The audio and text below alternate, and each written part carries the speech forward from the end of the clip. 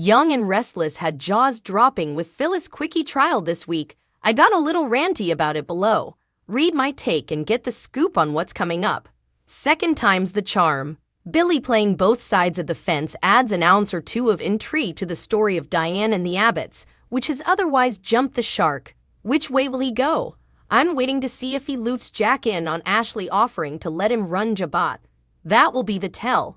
Additionally, a week or so ago, we predicted that Diane will suggest Jack fire Billy and appoint her as his co-CEO, so I wasn't at all surprised when she trotted into the Abbott manse and told Jack that she suspected Ashley had turned Billy against them. In other news, Ashley and Tucker's wedding day is upon us, and while I was hoping for something big to go down, spoiler alert, it appears that the wedding will go off without a hitch despite members of the bride's family not arriving on time. However, Soapy hints that Jack may be trying to put something over on his sister when he shows up late to the ceremony and hands over paperwork related to Jabot. Only on a soap.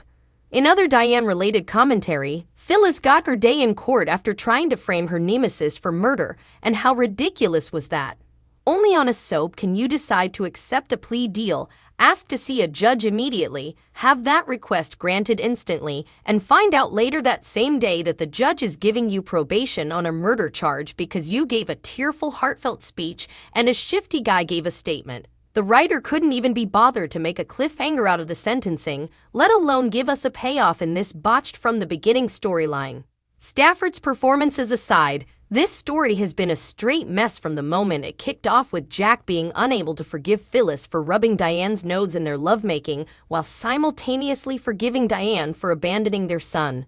It never made sense that FLix would fake her own death while coming at Diane for doing the same thing. At this point, Summer and Daniel have every reason to be pissed, but I'm not here for Red being turned into another soppy reform type and groveling for weeks on end. Looking for positives, one thing that was fun to watch amid this plot was Summer taking back her power. I didn't even mind the CGI roller coaster ride that symbolized her moving forward. A for effort for doing something creative to take us out of the same old sets for a moment. Maybe Chance will go with her the next time, cause you know that's coming. Probably just in time for Kyle to get disillusioned with Audra. Train wreck. Wow, Nate and Audra really didn't coordinate well on this little ruse they tried to put over on Nikki and Victoria. It was kind of fun to watch it play out, but also a bit like watching a train wreck in slow motion. We thought Audra was so slick, but that girl is panicked. I also got a kick out of Sharon watching Adam with Audra and quickly realizing he was up to his old tricks. She's going to have her hands full policing that one. As for what's coming up, I have a feeling Nate will spill the beans to Victoria, which will put Adam back in the doghouse with his father, who returns from his trip next week. Welcome back. Also on a trip is Nick, who, spoiler alert, is going to arrive back in Geno City to find Sally hanging out at Adam's new pad. In the preview, we see her on her ex's doorstep with a housewarming gift, and so it teases that Nick will later show up on a mission, only to be taken aback at seeing his girlfriend in a huddle with his brother.